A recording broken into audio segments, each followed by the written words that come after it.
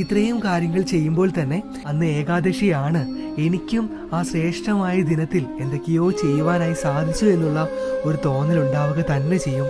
ഒന്ന് പരീക്ഷിച്ചു നോക്കുക. ഇനി നാലാമതായി പറയുവാൻ പോകുന്ന കാര്യവും നിങ്ങൾക്ക് തീർച്ചയായും ചെയ്യുവാനായിട്ട് സാധിക്കും.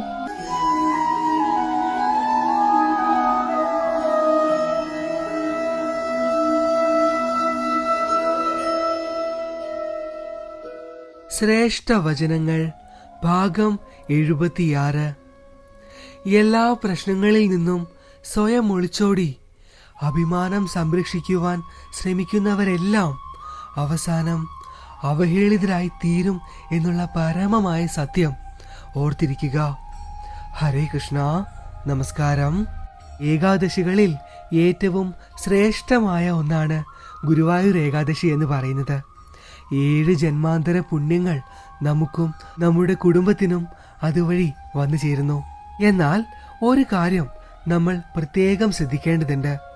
ജീവിത സാഹചര്യങ്ങൾ മൂലവും അതേപോലെ തന്നെ വിട്ടുമാറാത്ത രോഗങ്ങൾ മൂലവും അന്നേ ദിവസം ഏകാദശി വ്രതം എടുക്കുവാൻ സാധിക്കാത്ത ഒട്ടനേകം ഭക്തജനങ്ങളെ നമുക്ക് കാണുവാനായിട്ട് സാധിക്കും. ഇവരെല്ലാം എന്താണ് ചെയ്യുക? ഭഗവാനെ അത്രമാത്രം അകമഴിഞ്ഞ് സ്നേഹിക്കുന്ന ഈ കൂട്ടർ തൻ്റെ പ്രാരാബ്ധങ്ങളും അസുഖങ്ങളും മൂലം അതിശ്രേഷ്ഠമായ ആ ദിവസത്തിൽ നിന്നും വിട്ടുനിൽക്കുന്നു. അന്നേ ദിവസം വ്രതമെടുത്തില്ലെങ്കിൽ പോലും മറ്റു പല കാര്യങ്ങളും നമുക്ക് വിശിഷ്ടമായി ചെയ്യുവാനായി സാധിക്കും. എന്നാൽ ഭഗവാനെ അത്രമാത്രം സ്നേഹിക്കുന്ന പല ഭക്തജനങ്ങൾക്കും ആ കാര്യത്തിൽ വലിയ ധാരണയില്ല എന്നതാണ് സത്യം. ഇപ്പോൾ യൂട്യൂബ് ചാനലൊക്കെ നോക്കിക്കഴിഞ്ഞാൽ ഏകാദശി വ്രതം എങ്ങനെ എടുക്കാം എന്നാണ് കൂടുതൽ ജ്യോതിഷന്മാരും അതേപോലെ തന്നെ ആചാര്യന്മാരും പറയുന്നത്. ഏകാദശി വ്രതം എടുക്കുവാൻ സാധിക്കാത്തവർ എന്താണ് ചെയ്യേണ്ടത് എന്ന് ഇവർ പറയുന്നില്ല. ഞാൻ ഒരുപാട് സെർച്ച് ചെയ്ത് നോക്കി, ഒരു വീഡിയോ പോലും കാണുവാനായിട്ട് സാധിച്ചില്ല. അതാണ് ഇത്തരത്തിലുള്ള ഒരു വീഡിയോ ഏകാദശി വ്രതം ജീവിത സാഹചര്യങ്ങൾ മൂലമാണ് കേട്ടോ എടുക്കുവാൻ സാധിക്കാത്തവർക്ക് വേണ്ടി ചെയ്യാമെന്ന് കരുതിയത്. തീർച്ചയായും മുഴുവനായി തന്നെ കാണുക. പറയുന്ന ഓരോ കാര്യങ്ങളും ശ്രദ്ധാപൂർവം കേട്ടുകൊള്ളുക. ഒരുപാട് കാര്യങ്ങളൊന്നും പറയുന്നില്ല, ലളിതമായിട്ടുള്ള 3-4 കാര്യങ്ങൾ മാത്രമേ പറഞ്ഞു പോകുന്നുള്ളൂ. പിന്നെ വീഡിയോ കാണുന്ന വേളയിൽ നിങ്ങൾക്ക് ലഭിച്ച ഇതേ അറിവുകൾ മറ്റുള്ള ഭക്തജനങ്ങൾക്കും ലഭിക്കുവാനായി ചെറുതായി ഒന്ന് ലൈക്കും ചെയ്യാട്ടോ. ശരി, അപ്പോൾ ഒട്ടും ദീർഘിപ്പിക്കുന്നില്ല, ഭഗവാന്റെ നാമത്തിൽ തന്നെ നമുക്ക് തുടങ്ങാം. ആദ്യമേ തന്നെ പറയുവാനുള്ളത്, തന്റെ ജോലി തിരക്കുകൾ മൂലം ഏകാദശി വ്രതം അനുഷ്ഠിക്കുവാൻ സാധിക്കാത്തവരെ കുറിച്ചാണ്. നിങ്ങൾ ഒന്നുകൊണ്ടും സങ്കടപ്പെടേണ്ടതില്ല. കഴിവതും അന്നേ ദിവസവും തലേ ദിവസവും ബ്രഹ്മചര്യം ശ്രേഷ്ഠമായി കാത്തു സൂക്ഷിക്കുവാൻ ശ്രദ്ധിക്കേണ്ടതാണ്. ജോലി തിരക്കുകളാണെങ്കിൽ പോലും അന്നേ ദിവസം ഏകാദശി ദിവസം നേരത്തെ എഴുന്നേൽക്കുവാൻ, അതിരാവിലെ തന്നെ എഴുന്നേൽക്കുവാൻ സാധിക്കുമെങ്കിൽ അങ്ങനെ ചെയ്യുക. അതിരാവിലെ തന്നെ കുളിച്ചു ശുദ്ധിയായി ഭഗവാന്റെ ഏറ്റവും പ്രിയപ്പെട്ട ഗ്രന്ഥങ്ങൾ വായിക്കുക, നാമജപങ്ങളിൽ ഏർപ്പെടുക. ഇപ്പോൾ വിഷ്ണു സഹസ്രനാമം, ശ്രീമദ് ഭാഗവതം എന്നിവയെല്ലാം ലേശം ലേശമായി ഗ്രഹിക്കാവുന്നതാണ്. തീർച്ചയായും ഒരു അരമണിക്കൂറോ അല്ലെങ്കിൽ 1 മണിക്കൂറോ നിങ്ങൾക്ക് മാറ്റിവെക്കുവാനായിട്ട് സാധിക്കും. പറ്റുമെങ്കിൽ അന്നേ ദിവസം രാവിലെ തന്നെ.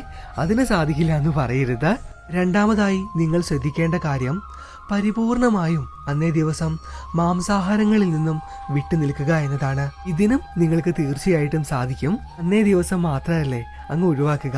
ഏകാദശി വ്രതം എടുക്കുവാൻ സാധിച്ചില്ലല്ലോ എന്ന് ഓർത്തുകൊണ്ട് മാംസാഹാരങ്ങൾ കഴിക്കരുത്. മൂന്നാമതായി നിങ്ങൾക്ക് ചെയ്യുവാൻ സാധിക്കുന്ന മറ്റൊരു ലളിതമായ കാര്യം പറയാം. പോകുന്ന വഴിക്ക് ശ്രീകൃഷ്ണ ക്ഷേത്രമുണ്ട് എങ്കിൽ തീർച്ചയായും ദർശനം നടത്തുക. നമ്മൾ തലേ ദിവസവും അന്നേ ദിവസവും ബ്രഹ്മചര്യം കാത്തു സൂക്ഷിക്കുന്നത് കൊണ്ടും അതിരാവിലെ എഴുന്നേറ്റ് കുളിച്ച് ശുദ്ധിയായി ഭഗവാന്റെ ഗ്രന്ഥങ്ങൾ വായിച്ചത് കൊണ്ടും ഗ്രഹിച്ചത് കൊണ്ടും തീർച്ചയായും സന്തോഷത്തോടു കൂടി ദർശനം നടത്തുക. പറ്റുമെങ്കിൽ ഒരു പാൽപായസം ഭഗവാന് സമർപ്പിച്ചിട്ട് വേണം ക്ഷേത്രത്തിൽ നിന്നും ഇറങ്ങുവാനായിട്ട്. ഇത്രയും കാര്യങ്ങൾ ചെയ്യുമ്പോൾ തന്നെ അന്ന് ഏകാദശിയാണ്, എനിക്കും ആ ശ്രേഷ്ഠമായ ദിനത്തിൽ എന്തൊക്കെയോ ചെയ്യുവാനായി സാധിച്ചു എന്നുള്ള ഒരു തോന്നലുണ്ടാവുക തന്നെ ചെയ്യും. ഒന്ന് പരീക്ഷിച്ചു നോക്കുക. ഇനി നാലാമതായി പറയുവാൻ പോകുന്ന കാര്യവും നിങ്ങൾക്ക് തീർച്ചയായും ചെയ്യുവാനായിട്ട് സാധിക്കും. ദാനധർമ്മങ്ങളിൽ അന്നേ ദിവസം ഏർപ്പെടുക. മറ്റുള്ളവർക്ക് അന്നേ ദിവസം ഒരുപാട് പണം വാരിക്കോരി കൊടുക്കുക എന്നല്ല ഉദ്ദേശിച്ചത്. ദാനധർമ്മങ്ങളിൽ ഏർപ്പെടുക എന്ന് പറയുമ്പോൾ ഭക്തജനങ്ങളുടെ മനസ്സിലേക്ക് ആദ്യം വരുന്നത് പണം കൊടുക്കുക എന്നതാണ്. എന്നാൽ അങ്ങനെയല്ല, തന്നെ കൊണ്ടാകും വിധം മറ്റുള്ളവരെ അന്നേ ദിവസം സഹായിക്കുക. തൻ്റെ ജോലിയിലായാലോ അല്ലെങ്കിൽ മറ്റുള്ളവരുടെ സങ്കടത്തിൽ ഏർപ്പെട്ടുകൊണ്ട് അവരെ ഏത് രീതിയിൽ സഹായിക്കാൻ കഴിയുമോ ആ രീതിയിൽ പരമാവധി സഹായിക്കുവാൻ ശ്രമിക്കുക.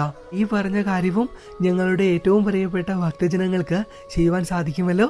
തീർച്ചയായും ചെയ്യാട്ടോ. നമ്മൾ തുടക്കമേ പറഞ്ഞു, അന്നേ ദിവസം കഴിവതും മാംസാഹാരങ്ങൾ ഉപേക്ഷിക്കണമെന്ന്.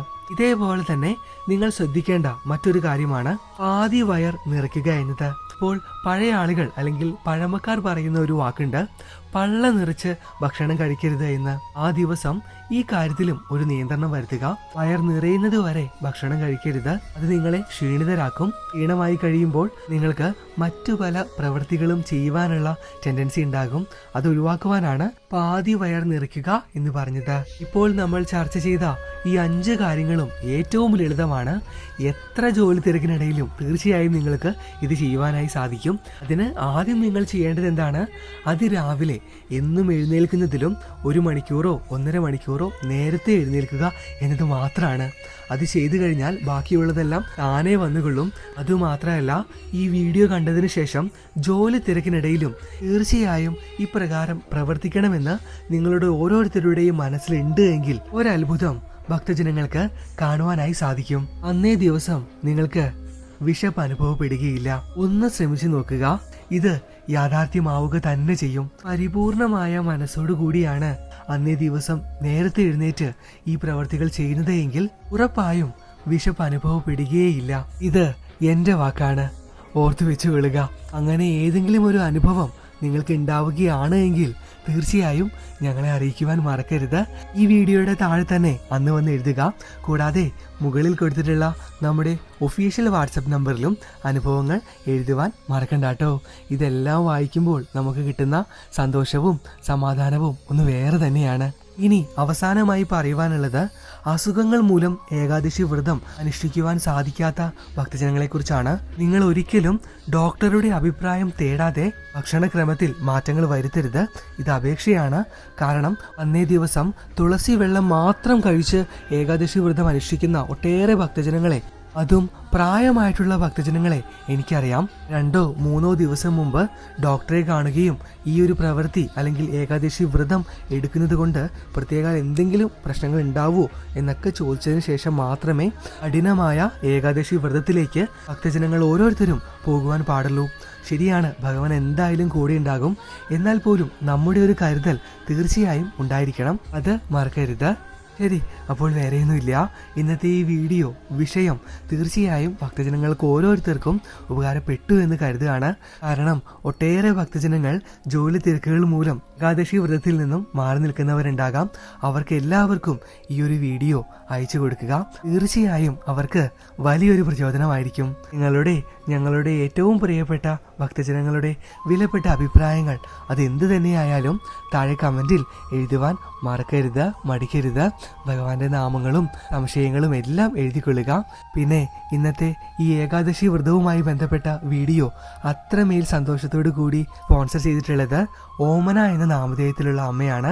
അമ്മയുടെ സ്വദേശം പാലക്കാട്. ആ വലിയ മനസ്സിന് എന്നും ഭഗവാൻ അമ്മയുടെയും അമ്മയുടെ കുടുംബത്തിന്റെയും കൂടെ ഉണ്ടാവട്ടെ എന്ന് ഈ വേളയിൽ പ്രാർത്ഥിക്കുന്നു. ശരി, അപ്പോൾ വേറെയൊന്നുമില്ല. എത്രയും പെട്ടെന്ന് തന്നെ അടുത്ത ക്ഷേത്ര വീഡിയോകളും ഇതേപോലെയുള്ള വ്യത്യസ്തങ്ങളായ അറിവുകളും ഭഗവാന്റെ ഒരുപാട് കാര്യങ്ങളൊക്കെ ആയിട്ട് നമുക്ക് കാണാം. ഭഗവാൻ ആ കള്ളക്കണ്ണൻ എല്ലാവരെയും 2 കൈയും നീട്ടി ഈ വേളയിൽ അനുഗ്രഹിക്കട്ടെ എന്ന് പ്രാർത്ഥിച്ചുകൊണ്ട് നിർത്തുകയാണ്. കാണാം, പകലാം. നന്ദി, നമസ്കാരം.